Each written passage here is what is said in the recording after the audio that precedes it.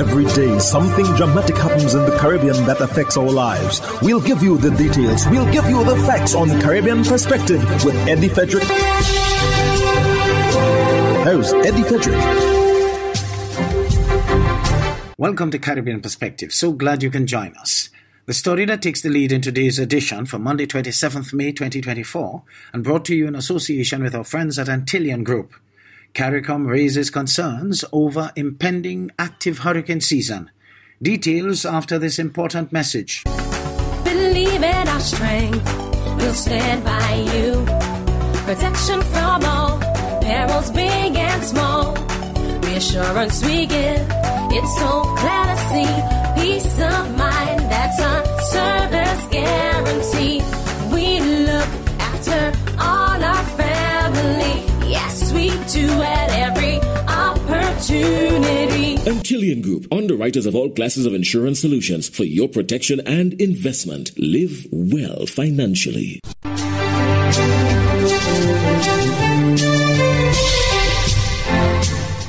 Welcome back. With the 2024 Atlantic hurricane season approaching, regional grouping CARICOM has shone the spotlight on climate change and its effect on member states.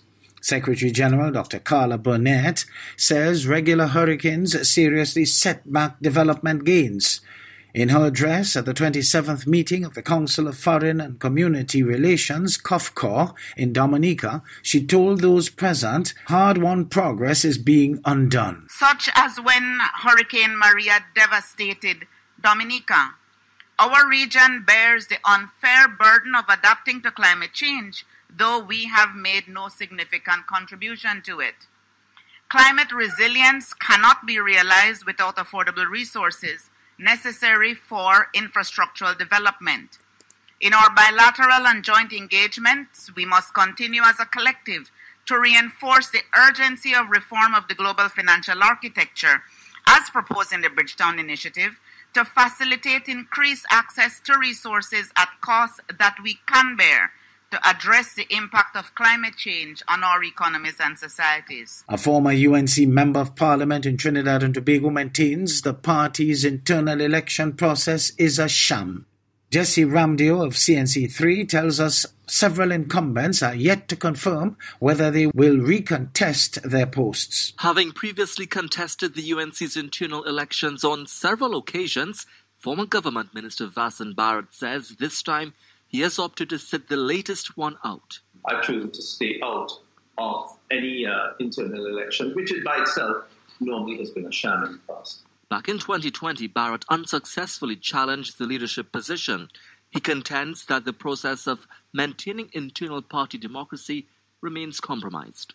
And the process is flawed because it's completely controlled by the existing leadership of the party. And when you have this level of self-serving, then obviously they're going to attempt to maintain the status quo. The problem is that it's really not a democratic process. And with a slate led by Mayor MP Rushton Parry under the banner The United Patriots, now set to contest several posts, including Deputy Political Leader, Barrett already believes the odds are stacking up against the team.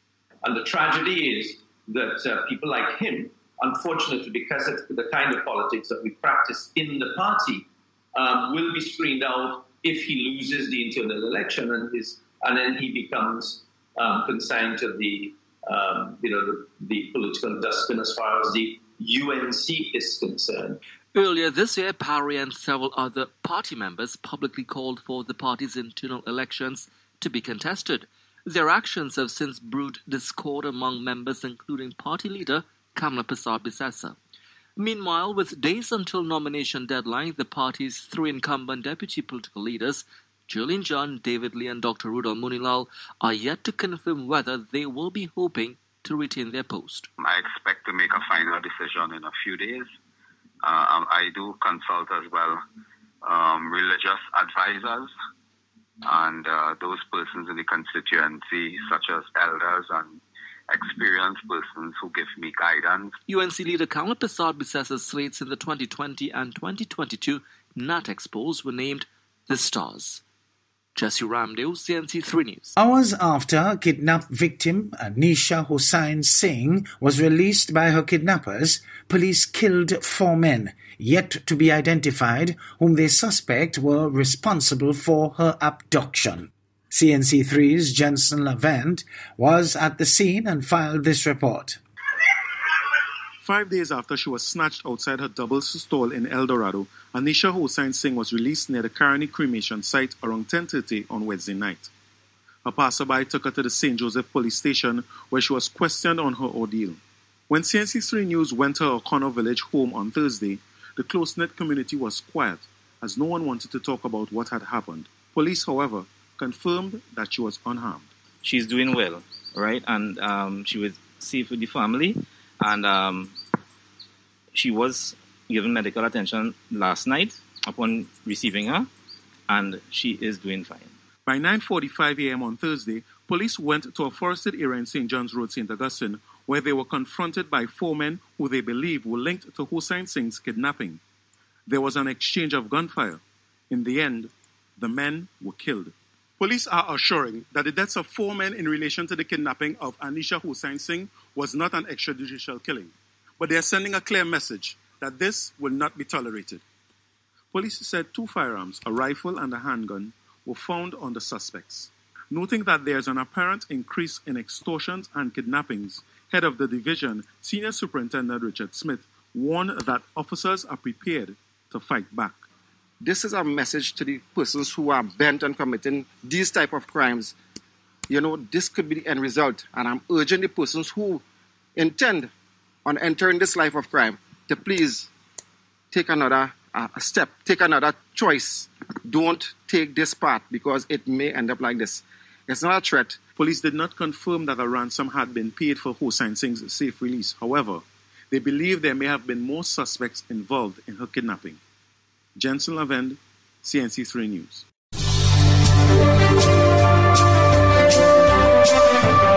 You're listening to Caribbean Perspective with Eddie Frederick, in association with our friends at Antillean Group, underwriters of all classes of insurance solutions for your protection and investment. Live well financially.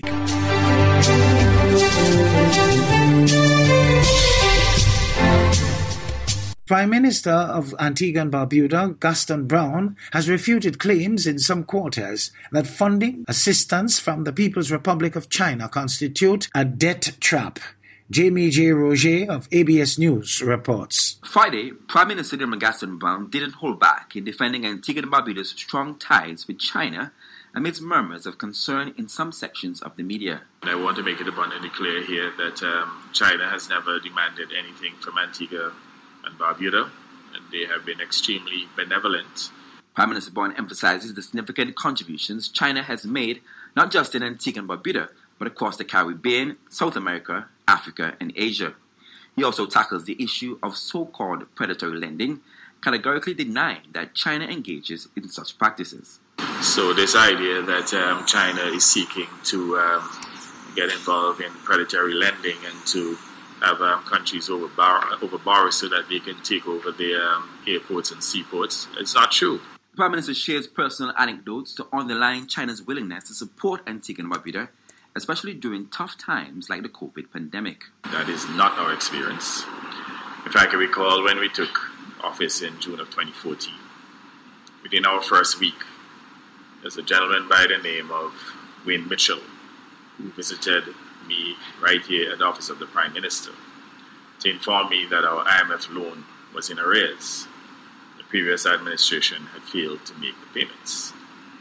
And I remember pleading with him, asking him to help us to restructure the loan, to reschedule the loan, to make the payments less onerous. And he said to me, under no circumstances, he said the only option we had at the time was to enter into another IMF program with more stringent requirements, which obviously would have included retrenchment. But he says when it came to dealing with China, the experience was different. We would have held negotiations with the Chinese Exim Bank, indicating to them that as a result of the reduction in revenue, that we were unable to meet the then payments, and had asked them to reschedule the loan so that we could reduce the burden, the repayment burden, and the Chinese Exim Bank oblige. As the Prime Minister continues to clarify the narrative, he urges the people of Antigua and Barbuda to look at the evidence and recognize the country's true friends. Jamie J. Roche, ABS News. Jamaica's police commissioner sends strong warning to criminals. TVJ News has more. With a number of murders in Jamaica this week, the police commissioner is sending a strong warning to criminals. Crime data show 7 people were killed in several police divisions on Tuesday. 11 others were wounded. In response, Police Commissioner Dr. Kevin Blake issued this video statement. There are individuals among us who have chosen to engage in activities that disrupt the peace, cause harm, and instill fear in our communities. To these perpetrators of crime and violence, let me be clear. Your actions will not be tolerated. The security forces are mobilized, and we will be out in full force, taking decisive action to bring you to justice. We have identified several individuals as wanted for criminal offenses. Additionally, we have published a list of persons of interest who we believe can assist us in our ongoing investigations. To those individuals, we urge you to make the process easier by reporting to a police facility. You may be accompanied by an attorney, a justice of the peace, a member of the clergy, or even a friend. However, understand this. If you do not come to us, we will come for you. The Bank of Jamaica, meantime, the BOJ says interest rates would have to be in the double digits for inflation to reach below 4%. TVJ's Business Day provides some details. And reduce financing opportunities. These actions would also reduce the government's ability to achieve the targeted reduction in the debt-to-GDP ratio by pushing up interest costs on GOJ debt. It is also of primary importance that the targeted rate of inflation enables nominal GDP to grow at a rate that is consistent with the country's debt reduction strategy. Mr. Bars says the country's monetary transmission mechanism is among the factors hampering inflation. Among the primary constraints to the transmission mechanism in Jamaica, particularly via the credit channel, is limited competition in the banking sector. The dominant players hold high levels of low-cost savings deposits, which make their funding costs less sensitive to the central bank's policy actions. This limits the ability of the central bank to target a lower inflation without significant economic and social costs. Since 2017 and for at least the next 3 years, Jamaica's inflation target is between 4 and 6%. Annual average inflation was 5.3% at the end of April 2024. Bahamian Prime Minister addresses the issue relating to the use of recreational marijuana, saying the Bahamas is not there yet and the jury is still out on this. Prime Minister Philip Davis pressed on why the recreational use of marijuana was not included in the tabled cannabis bill. As it stands, the proposed legislation looks to decriminalize small amounts of marijuana for personal use under 30 grams and allow for Rastafarians to use it as a sacrament in religious practices and medicinal purposes. We are not there yet, and because the jury is still out on the impact of recreational use, and there has been some studies that demonstrate that irresponsible use of marijuana could lead to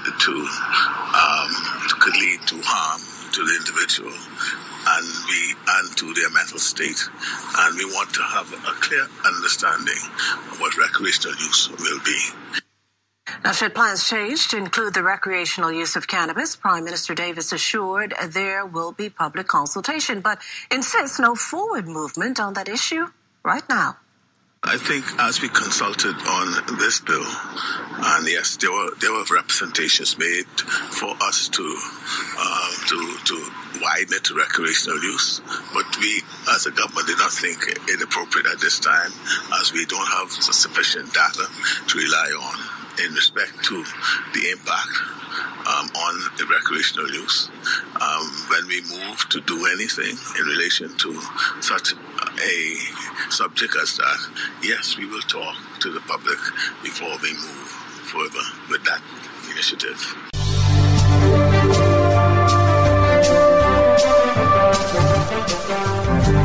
I am Eddie Frederick. This has been Caribbean Perspective, a whole new approach to highlighting developments in the Caribbean. In the meantime, please follow us on Facebook and subscribe to our YouTube channel for daily regional news and more, in association with our friends at Antillian Group. Believe in our strength, we'll stand by you. Protection from all perils, big and small. Reassurance we give, it's so glad to see. Peace of mind, that's a service guarantee. We look after all our family. Yes, we do at every opportunity. Antillian Group, underwriters of all classes of insurance solutions for your protection and investment. Live well financially.